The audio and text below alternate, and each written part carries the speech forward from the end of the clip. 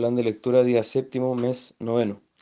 En Cantar de los Cantares ya vemos la segunda mitad de este libro y vemos, como decíamos ayer, se ha discutido cuál es la interpretación que se le debe dar al libro como un todo, si es una alegoría, una imagen solamente, sin personajes que hayan sido personajes históricos, o si es un tipo de Cristo y la Iglesia, es decir, hubo personajes históricos detrás de esto, un hombre y una mujer, pero debemos interpretar un sentido más profundo que se refiere a Cristo y la Iglesia. En cualquiera de los dos casos, no debemos verlo solo como un poema de amor, sino como un libro que apunta a Cristo en su mensaje y a su relación con la Iglesia. Y en el capítulo 5 se ha interpretado este pasaje al ver a esta amada que no se ha preparado, estaba durmiendo cuando la viene a encontrar el amado y no está preparada, no está vestida. Se ha interpretado como la Iglesia también no estando lista para la comunión con Cristo cuando Él viene a su encuentro, cuando Él toca nuestra puerta, tal como lo hizo con la iglesia de la Odisea en Apocalipsis, y eso lleva a una pérdida de un momento de comunión, y la novia entonces, la amada, sale a buscarlo y sufre algunas aflicciones por no encontrarlo y no tener esa comunión con Él que es necesaria, la necesita, y que la perdió por no estar dispuesta en su momento. Y así entonces debemos estar siempre dispuestos para la búsqueda del Señor y para en realidad recibirlo cuando Él nos busca y viene a golpear nuestra puerta. Luego en el capítulo 6 vemos el- un mutuo encanto del esposo y la esposa, ya hay un encuentro, una comunión, y la esposa declara: yo soy de mi amado y mi amado es mío. En el matrimonio hay un sentido de exclusividad, lo vemos también en la carta del apóstol Pablo a los Corintios, la primera carta, cuando habla de que el cuerpo del esposo no le pertenece a él, ni el cuerpo de la esposa a ella, sino que ambos se pertenecen mutuamente y por tanto no deben negarse el uno al otro. Y en Efesios 5 nos dice que la esposa es parte del mismo cuerpo del esposo, o sea, son una sola carne. En ese sentido hay una imagen de pertenencia aquí y de exclusividad que hay en el matrimonio y también en la comunión entre Cristo y la Iglesia, y esa misma imagen de hecho de pertenencia se ocupa en Efesios 5 para hablar de Cristo y la Iglesia, que somos parte de su cuerpo, de su carne, de sus huesos, dice.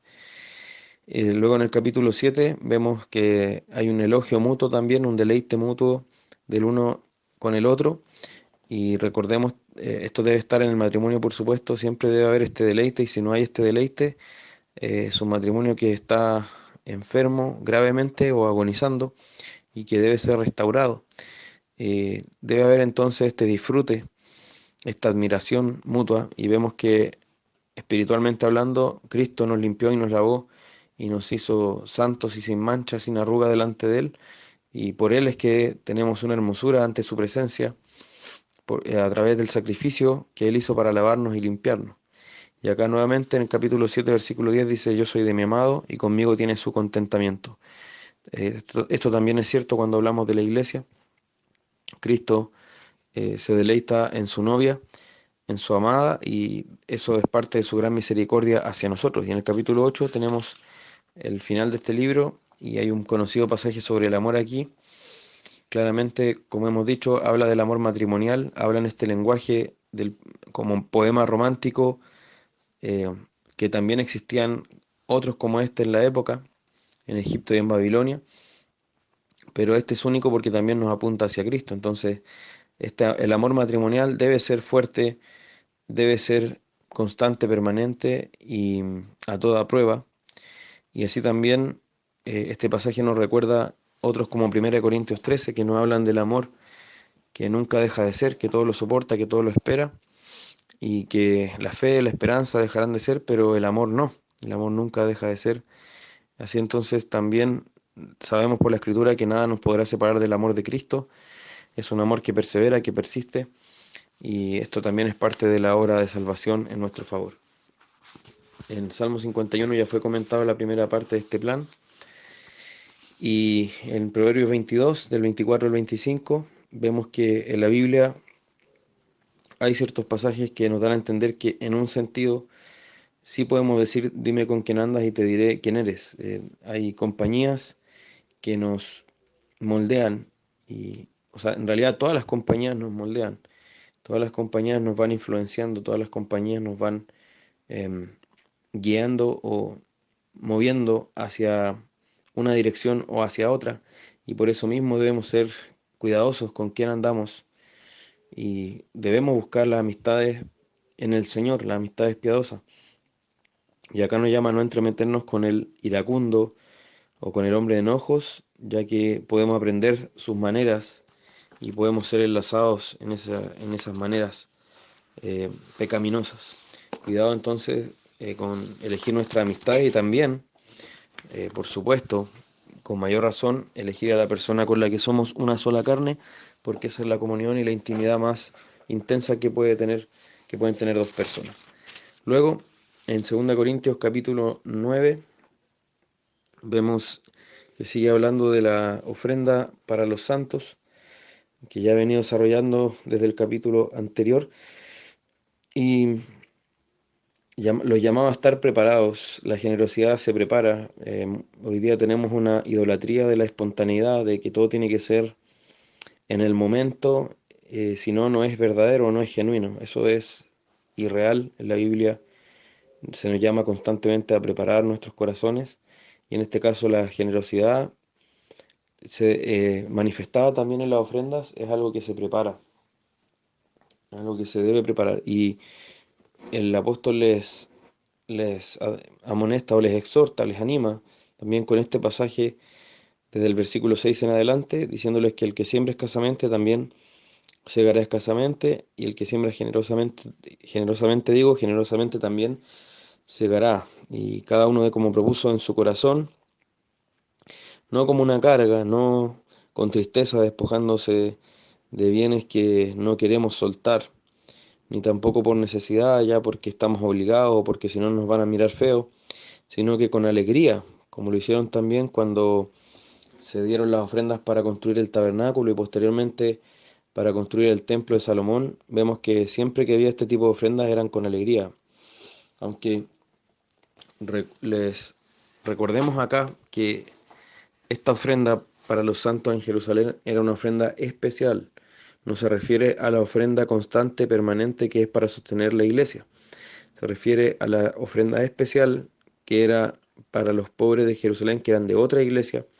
Es decir, era sobre la obligación que ellos tenían de sostener a su propia iglesia. Por tanto, usar estos pasajes para la otra ofrenda que es permanente, constante y es un deber de todo creyente con su congregación, como nos dice 1 Corintios 9, no va al caso, porque acá destaca mucho más el aspecto de algo especial y voluntario sobre lo que es el deber mínimo, digámoslo así. Y vemos que al que da, dice, al que da generosamente puede esperar cosechar generosamente, pero acá la motivación debe ser justamente la generosidad y la gloria de Dios y el bien del prójimo, porque alguien puede decir, bueno, entonces mientras más dinero yo dé, más me va a volver, entonces voy a dar para ser rico, como justamente se estimula diciendo así en el falso evangelio de la prosperidad. Se estimula la codicia de la gente. Si tú das, Dios te va a devolver mucho más. Si tú pactas, si tú ofrendas, vas a recibir de vuelta mucho más dinero, pero para ti. Ese no es el objetivo que se establece acá. Dice, poderoso es Dios para hacer que abunde en vosotros. Es decir, la abundancia del ingreso que finalmente podamos recibir es parte del poder de Dios obrando en favor de nosotros, relacionado también con cómo lo administramos. Y fijémonos el énfasis que dice acá, que dice, poderoso es Dios para hacer que abunden vosotros toda gracia, a fin de que teniendo siempre en todas las cosas todo lo suficiente abundéis para toda buena obra. Ahí se destaca la palabra todo en sus distintas variantes, y el Señor entonces se va a preocupar de que no nos falte y que tengamos en todo, en todas las cosas, todo lo suficiente para que podamos seguir abundando en toda buena obra. Es un círculo virtuoso. y está enfocado no en la acumulación propia, sino en la generosidad, la ayuda mutua. Ese es el punto del pasaje. Por tanto, debemos interpretarlo bien. Entonces, fijémonos que el Señor es el que da semilla al que siembra, el Señor es el que da pan al que come. Es decir, el Señor siempre es el que provee. Por eso también hablamos de la gracia común al, al referirnos al bien que reciben incluso los incrédulos. Los incrédulos reciben pan, reciben semilla, en lenguaje de este pasaje, reciben provisión diaria. El Señor hace llover sobre buenos y malos, hace salir el sol sobre justos e injustos, y Él también provee, pero por supuesto especialmente a su pueblo, tiene una relación única con su pueblo, y Él proveerá y multiplicará para nuestras semillas y aumentará los frutos, dice. Fijémonos de nuevo el énfasis, proveerá, multiplicará, aumentará. Eso es para quien tiene un corazón generoso, porque ahí está mostrando que el objetivo no es la codicia que acumula para sí mismo, sino el, la generosidad alegre que ve también los bienes propios como una forma de hacer progresar el Evangelio y de edificar la iglesia. Y nuevamente destaca la palabra todo porque dicen, para que estéis enriquecidos en todo, para toda liberalidad, para toda generosidad. Es decir, para ese fin de la generosidad es que somos enriquecidos por Dios. Y eso también para qué? Para que los que se benefician de esas buenas obras, ellos den gracias a Dios. Es decir, nosotros al dar a otros, al ser generosos con otros, producimos que ellos den gracias a Dios y eso da más gloria a su nombre. Por tanto, el dador alegre, ¿qué es lo que busca? Eso, finalmente, que el que es beneficiado termine glorificando a Dios. Y por eso Dios ama también al dador alegre, porque es alguien que busca su gloria. Por tanto, veamos cómo en todas las cosas debemos buscar la gloria de Dios. Entendamos la ofrenda, la generosidad en este caso específicamente, como Dios la presenta en su palabra, y obremos entonces en una fe que obra por el amor. Señor les bendiga.